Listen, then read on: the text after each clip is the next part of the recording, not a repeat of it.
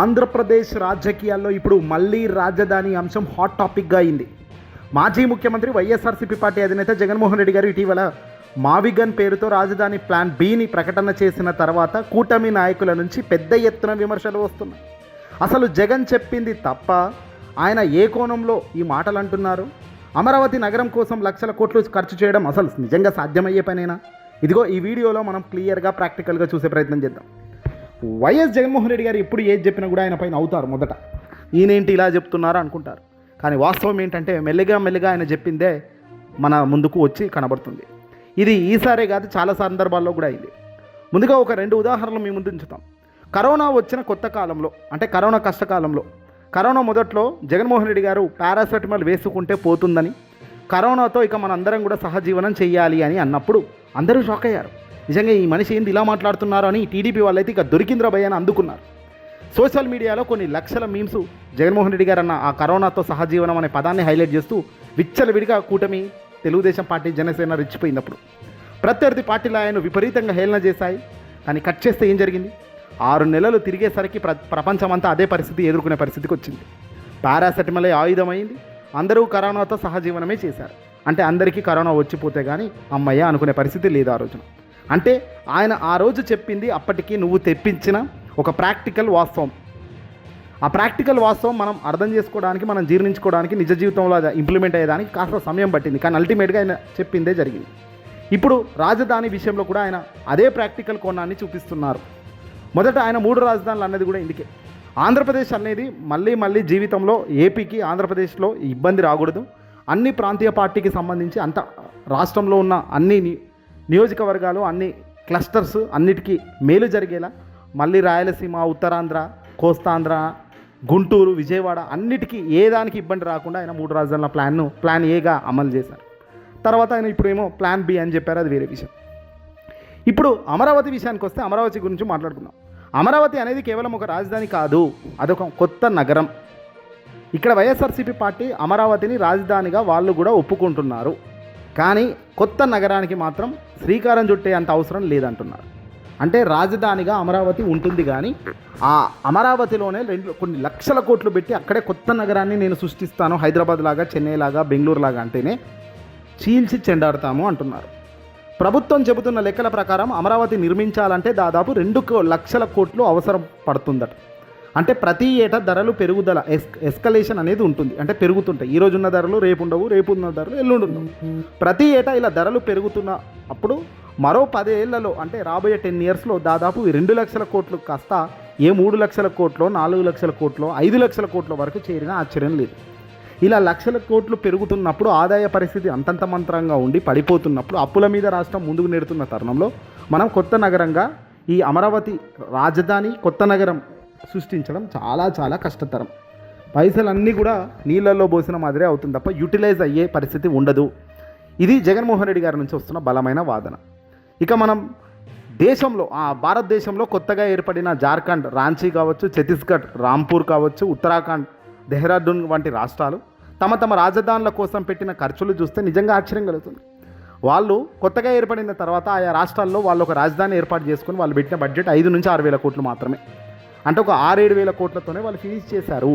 అంటే ఆల్రెడీ ఉన్న మహానగరాలను, ఆల్రెడీ ఉన్న పెద్ద నగరాలను ఎంచుకొని వాటిలో బూస్ట్ ఇస్తూ మరింత డబ్బులు పెడుతూ బిల్డింగ్లను కట్టడం, లేకపోతే పెట్టుబడిదారులను ఆకర్షించడం ద్వారా ఆయా ప్లేసెస్ని వాళ్ళు రాజధానిగా పెట్టుకొని ముందుకు పోయారు. అది కూడా 5,000 కోట్లు, 6,000 కోట్లలోనే క్లోజ్ చేశారు.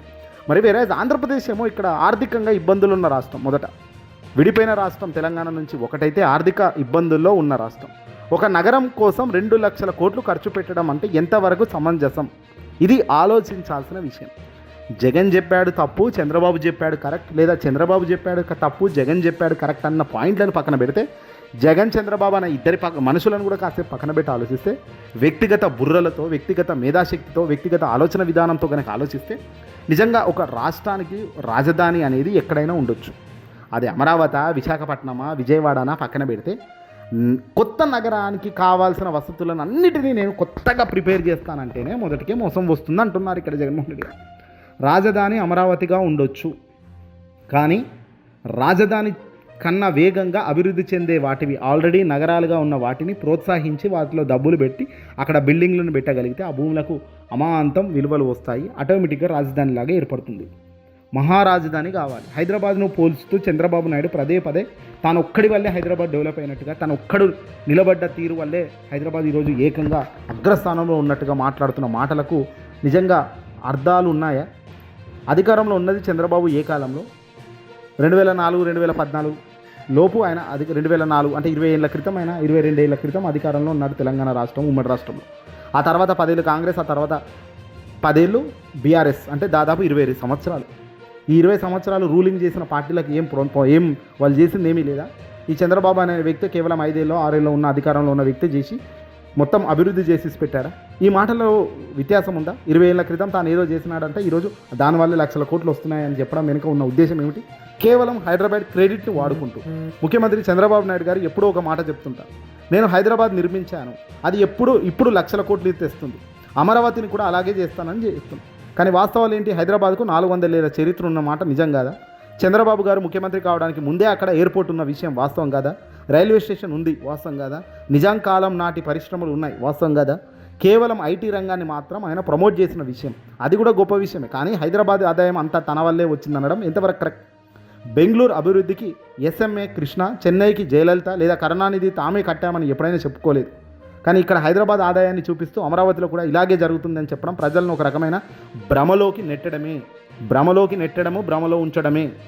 ఎందుకంటే హైదరాబాద్ అన్నది ఏ ఒక్క వ్యక్తితో సాధ్యమయ్యే మహానగరం కాదు. ఇది కొన్ని ఏళ్ళుగా ప్రతి ఒక్కరూ అడుగులు ముందుకు వేయడం వల్ల, ప్రతి ఒక్కరూ అభివృద్ధి దశగా అడుగులు వేస్తుండడం వల్ల ఈరోజు మహానగరంగా ఏర్పడింది. చంద్రబాబు నాయుడు గారు తాను అధికారంలో ఉన్నప్పుడు ఐటీకి రంగాన్ని ప్రమోట్ చేశారు, హైటెక్ సిటీ అనే రంగం. హైటెక్ సిటీ అక్కడ ఆఫీసులను కానీ, అక్కడ భూములు ఇవ్వడం కానీ, సాఫ్ట్వేర్ రంగాల్లో పెట్టుబడులు పెట్టేందుకు చాలామందిని ప్రోత్సహించడం కానీ, ఆ కంపెనీలను ఇన్వైట్ చేయడం లాంటి పనులు చేస్తున్నారేమో. కానీ మొత్తం హైదరాబాద్నే నేను డెవలప్ చేశాను అనడం ఇంతవరకు ధర్మం? కేసీఆర్ 10 ఏళ్ళు ఏం చేయలేదు? కాంగ్రెస్ గడిచిన కాలంలో ఏం చేయలేదు? ప్రస్తుతం ఉన్న ఈ 2 ఏళ్ళు ఏం చేయలేదు? అంటే ఎవరి పాత్ర ఎంతో కొంత అభివృద్ధి పైపు పడటం వల్లే ఒక రాష్ట్రం, ఒక నగరం అభివృద్ధి చెందుతుందన్నది ఏ సామాన్యుడినైనా అడిగినా చెప్పే వస్తుంది. కానీ ఇక్కడ చంద్రబాబు నాయుడు గారు పదే తన క్రెడిట్ కోసం, తన క్రెడిట్ చోరీ కోసం ఏది పడితే అది అంటాను. సిలిండర్ నేనే తయారు చేయించాను, సిలిండర్ నా వల్లే ఈరోజు మీరు అంతా సిలిండర్ వాడుతున్నారు, సెల్ ఫోన్ కనబెట్టిందే నేను, ఆ సెల్ ఫోన్ అలా కనిపెట్టాను కాబట్టి ఈరోజు మీరు సెల్ఫీలు తీసుకుంటున్నారు. అంటే ఇవేవి కూడా నిజానికి దగ్గరగా లేని మాటలు ఇవి. మరి ఇవే నిజానికి దగ్గరగా లేని మాటలు అయితే రాబోయే విజన్ అసలు ఇంకో 10-15 ఏళ్ళ తర్వాత చంద్రబాబు ఉంటాడా లేకపోతే జగన్ ఉంటాడా గ్యారంటీ లేదు కదా మనిషికే. మరి మనిషికే గ్యారంటీ లేనప్పుడు రేపు పొద్దున ఈ అప్పులు ఎవరు కట్టాలి? ప్రజల నెత్తిన భారం పడుతుంది కదా. ఈ భారం అంతా రాష్ట్ర ప్రజలు మోయాల్సిన పరిస్థితి వస్తుంది. రేపు రాబోయే తరంలో వైఎస్ఆర్సీపీ పార్టీ, జగన్మోహన్ రెడ్డి గారు ఖచ్చితంగా దీనికి జవాబుదారితనంగా ఉండాలి. కాబట్టి ఆయన ముందస్తు చర్యల్లో భాగంగా ముందస్తుగానే తన వైఖరిని బయటపెట్టేస్తున్నారు. రేపొద్దున ఎవరు క్వశ్చన్ చేయకుండా. గతంలో వైఎస్ఆర్సీపీ పార్టీని జగన్మోహన్ రెడ్డి గారిని క్వశ్చన్ చేసింది ఇదే తెలుగుదేశం పార్టీ. మేము అమరావతి డెవలప్ చేస్తున్నాము, మీరు డబ్బులు తెచ్చి అమరావతిని నిర్మించాలి అని.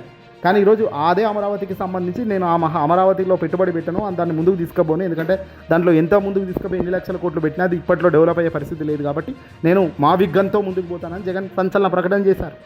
జగన్ గారు ఇప్పుడు అందుకే కదా మా విగన్ లేదా వైజాగ్ రాజధాని ఎందుకు అంటున్నారు గట్టిగా? దీని వెనుక ఉన్న ఒక తెలివైన రాజకీయ ఎత్తుగడ్డ ఏంటి? 2019లో ఆయన అధికారంలోకి రాకముందు అమరావతికి ఒప్పుకున్నారు కాబట్టి ఆయన ఆ తర్వాత ఆర్థిక భారం చూసి వెనక్కి తగ్గారు. రేపొద్దున జగన్ మళ్ళీ అధికారంలోకి వస్తే నువ్వు అమరావతి కడతానన్నావు కదా, ఇప్పుడు ఎందుకు కట్టడం లేదని ఎవరు ప్రశ్నించకుండా ముందు జాగ్రత్త చర్యల్లో భాగంగా ముందే తన విధానాన్ని స్పష్టం చేస్తున్నారు వైఎస్ఆర్సీపీ పార్టీ, జగన్మోహన్ రెడ్డి గారు. నేను అమరావతిలో నవనగరాలు కట్టను, నా ప్రాధాన్యత వేరే అని ఆయన ఇప్పుడే క్లారిటీ ఇచ్చేస్తున్నారు. దీనివల్ల భవిష్యత్తులో ఆయనపై విమర్శలు వచ్చే అవకాశం చాలా వరకు తగ్గుతుంది. రేపొద్దున ఎవరు కూడా దానిని ప్రశ్నించేదానికి కూడా అంత పెద్దగా అది ఇంపాక్ట్ ఉండదు. ఎందుకంటే ఒక నగరం కోసం 2 లక్షల కోట్లు పెట్టడం కంటే ఆ నిధులు ఇతర అవసరాలకు వాడితే అద్భుతాలు సృష్టించవచ్చు.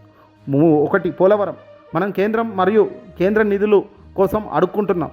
30,000 కోట్లు R&R ప్యాకేజీ ఇస్తే ప్రాజెక్టే పూర్తయి రాష్ట్రం సస్యశ్యామలం అవుతుంది కదా. రాయలసీమ, ఉత్తరాంధ్ర దశాబ్దాలుగా పెండింగ్లో ఉన్న ఇరిగేషన్ ప్రాజెక్టుకు ఒక 20-30 వేల కోట్లు పూర్తి చేయొచ్చు. రాష్ట్రాలు మొత్తం అభివృద్ధి చెందుతుంది. ఒక నగరం చుట్టూ రాష్ట్రం సంపదనంతా కుమ్మరించాల్సిన అవసరం లేదు. నగరం నుంచి వచ్చే ఆదాయం కోసం రాష్ట్రాన్ని తాకట్టు పెట్టడం సరైన విధానమే కాదు. పైగా 2 లక్షల కోట్లు అమరావతిలో పోస్తే తెల్లారి డబ్బు ఏమొస్తుందని గ్యారంటీ లేదు. ఆ గ్యారంటీ లేని దగ్గర ఇంత డబ్బు పోయడం కరెక్ట్ కాదు. అందుకే జగన్మోహన్ రెడ్డి గారు మా విగన్ అనే పేరుతో వచ్చారు. చంద్రబాబు నాయుడు గారు ఆ మా విగన్ గురించి మాట్లాడుతున్నారా? లేదు. ఆ మావిగన్ అనే సబ్జెక్ట్ కూడా ఆయన టచ్ చేయడం లేదు, ఆయన భయపడుతున్నాడు. ఆ మావిగన్ అంటే మళ్ళీ ఎక్కడ డైవర్ట్ అవుతుందో అన్న భయానికి పోయి చంద్రబాబు నాయుడు గారు దాన్ని కనీసం లేవనెత్తడం లేదు. ఇక్కడ మావిగన్ అనే జగన్మోహన్ రెడ్డి గారు ప్రాక్టికల్ ఆలోచన కరెక్టా? చంద్రబాబు నాయుడు గారి మాదిరిగానే అమరావతి అనే పేరుతో అమరావతి అనే రాజధాని అనే ఎమోషనల్ ఇంబ్యాలెన్స్ చేస్తూ కొత్త నగరంగా నేనే ఏమీ లేని దగ్గర నుంచి శూన్యం నుంచి నేను కొత్త నగరాన్ని లేపుతానంటే ఎన్ని సంవత్సరాలు పడుతుంది? ఎన్ని వందల సంవత్సరాలు పడుతుంది? లేకపోతే ఈ సంవత్సరాలు పట్టే కొద్దీ ఆదాయం 2 లక్షల కోట్ల కాస్త ఎన్ని లక్షల కోట్లకు పోతుంది? ఇది మాదిరిగా కంటిన్యూ అయితే ఎంత దారుణంగా ఇదంతా ప్రజల నెత్తి మీద పడుతుంది. ఇది ప్రజల నెత్తి మీద పడిన ప్రతిసారి ఆ ప్రజలు ఎంత ఇబ్బంది పడాలి. ఈరోజు అందుకే జగన్మోహన్ రెడ్డి గారు చాలా వ్యూహాత్మకమైన ఎత్తుగడ్డతో ముందుకు పోతున్నారు. రేపొద్దున నన్ను అనడానికి వీలే లేకుండా జగన్మోహన్ రెడ్డి గారు తనను తన పార్టీని కాపాడుకునే ప్రయత్నంలో భాగంగానే ఆయన మా విగ్గన్ అనే దాంతో ముందుకు పోతున్నారు. ప్లాన్ ఏలో విశాఖ 3 రాజధానులు ఉన్నారు, ప్లాన్ బిలో మా విగ్గన్. ఈ 2 ఆప్షన్లు ఆయనకి ఇస్తున్నాం చంద్రబాబు నాయుడు గారిని కూడా జగన్మోహన్ రెడ్డి గారు చెప్పుకొచ్చారు. ఏదేమైనప్పటికీ కూడా చివరిగా జగన్ చెప్పినాడో చంద్రబాబు చెప్పినాడో అనేది కాకుండా ఒక సామాన్య ఆంధ్రప్రదేశ్ పౌరుడిగా మన రాష్ట్ర హక్కులను కాలరాస్తున్న తీరు ఎండగట్టడంలో ముందుండాలి. ప్రాక్టికల్గా ఆలోచన విధానంను పెంచుకోవాలి, ప్రాక్టికల్గా ఆలోచించాలి. మన నెత్తిన పడబోయే అప్పుల భారం ఎంత రాబోయే తరాల్లో? మన భవిష్యత్ తరాలకు మనం ఇచ్చేది అప్పుల కుప్పేనా లేక అభివృద్ధి చెందేనా రాష్ట్రాన్న? రాజకీయ రంగుల పక్కన పెట్టి ఆలోచిస్తే ఆంధ్రప్రదేశ్ భవిష్యత్ ఏంటో అర్థమవుతుంది. అంతకు మించి ఏమీ లేదు. ఏదేమైనప్పటికీ కూడా కాలం నిర్ణయిస్తుంది అని పోతే మన కుత్రం కాలం అనేక అప్పులను కూడా నెట్టిపోతుంది. మరి ఆ అప్పులు కట్టలేని పరిస్థితుల్లో రాష్ట్రం ఉన్నప్పుడు రాష్ట్రంలో పుట్టిన వాళ్ళు పెరిగే ప్రతి ఒక్కరూ రేపొద్దున ఉద్యోగాల కోసం పక్క రాష్ట్రాలకు ఇతర రాజధానులను చూసుకుంటూ హైదరాబాద్కో బెంగళూరుకో చెన్నైకో పరిగెత్తుకుంటూ పోతుంటే రాష్ట్రం కొన్ని ఏళ్లలోనే మొత్తం కుప్పగూలే పరిస్థితి కూడా వస్తుంది. రాష్ట్రంలోనే మనగడలేని పరిస్థితి కూడా దారితీయొచ్చు. ఏదేమైనప్పటికీ కూడా ఒక నాయకుడు ఒక అధినేత చేస్తున్న ఒక పొరపాటు అని చెప్పి సరిదిద్దుకోలేకపోతే దాని మూల్యం చెల్లించుకోవాల్సింది రాష్ట్ర ప్రజలే. ఆ రాష్ట్ర ప్రజలు ఇప్పుడే గ్రహించి దాన్ని ఏదో ఒకటి చేసుకోకపోతే ఇబ్బంది అవుతుంది. ఇక్కడ రాష్ట్రం అంటే భూములు ఇచ్చిన రైతులు కాదు, ఆంధ్రప్రదేశ్ రాష్ట్ర భవిష్యత్తు. ఆ భవిష్యత్తును తాకట్టు పెడుతూ ఆ భవిష్యత్తును అంధకారం చేసే ప్రయత్నం చేస్తూ పోతానంటే నిజంగా ఇది ఇంతవరకు కరెక్ట్. రేపొద్దున జగన్మోహన్ రెడ్డి గారి అధికారం వస్తే తాను అమరావతిలో వేలు పెట్టకపోయినప్పటికీ ఈరోజు పెట్టిన ఈ అప్పుల డబ్బులకు సంబంధించిన జవాబుదారులను ఎవరు? కేంద్రం కూడా ఇవన్నీ ఆలోచించకుండా బిల్లులు పెడుతున్నారు, పాస్ చేస్తున్నాము, మద్దతులు ఇస్తున్నాము అంటే కష్టం. రాజధానిగా మాత్రం వాళ్ళ అంగీకారం ఉంటుంది. రాజధానిగా మాత్రం జగన్మోహన్ రెడ్డి గారు కూడా అమరావతిని రాజధాని అంటున్నారు, కానీ ఆయన మాత్రం అక్కడ మొత్తం కొత్త నగరాలను అక్కడ మాత్రం నేను సృష్టించను అంటున్నాడు. కొత్త నగరాలను నేను సృష్టించాల్సింది, ఒక మహానగరాలను సృష్టించాల్సింది మా విగన్, అది ప్లాన్ బి ఖచ్చితంగా అడుగులు వేస్తానంటున్నాడు. మరి ఈ ప్లాన్ బిలో ఉన్న తప్పులేంటి? ప్లాన్ బిలో ఉన్న అసమర్థత పరిపాలన ఏంటి? చంద్రబాబు చెప్పాలి కదా, అది చెప్పడం లేదు చంద్రబాబు నాయుడు గారు. ప్లాన్ బి అంటే ఇంత దారుణమో ఆలోచించండి ప్రజలారా, ఇది కరెక్ట్ కాదు అవునా అని ఇట్లా ఏది అడగదు. అది లేవనెత్తడానికి కూడా ఆయన వెనుకడుగేస్తున్నారు, ఎందుకంటే అది పర్ఫెక్ట్ ఉంది ప్లాన్ కాబట్టి.